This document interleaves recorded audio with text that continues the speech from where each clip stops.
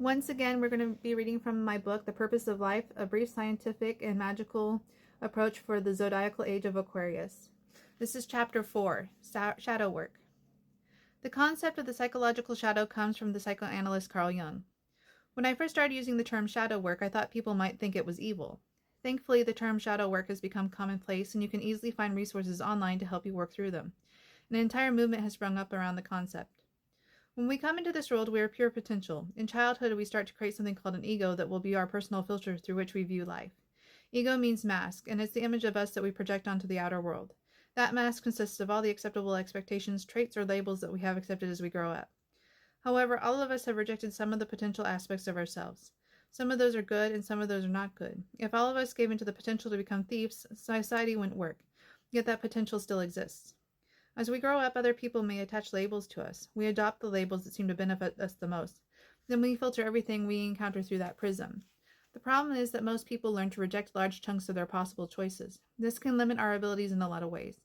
We may choose to be a doctor because that's the only job our parents will want us to be, or we may drop out of high school because that's what a parent did. Still, others may do something called projection.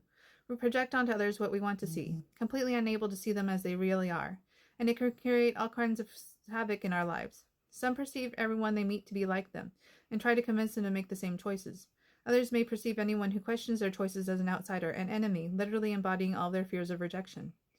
Take, for example, a small boy with a machismo father who plays with a Barbie doll one day with his sister. The father not only says no, but may behave in a way that makes a permanent mark on the boy's consciousness. The young boy, to protect himself, casts the part of himself that desires to play with the Barbie into his shadow.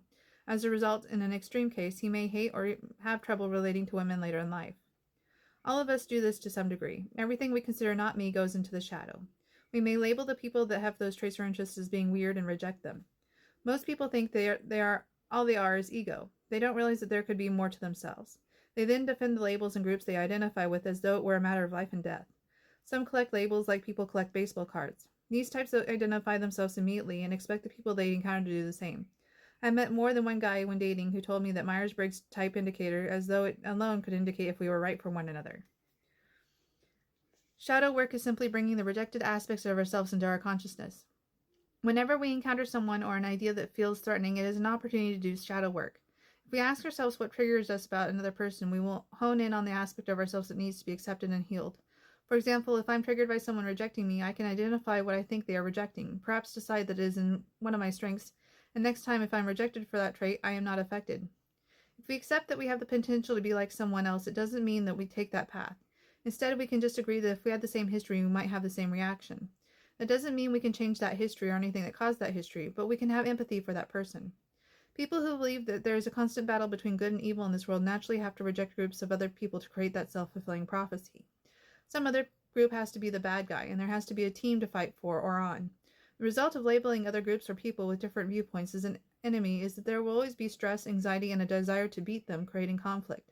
The worst thing is when we decide that our team has to win at all costs, even to the extent that innocent human lives are caught up in a disagreement such as war. Instead of rejecting and battling others, as we come to accept those traits within ourselves, we lower our stress levels, become more loving, and develop more empathy.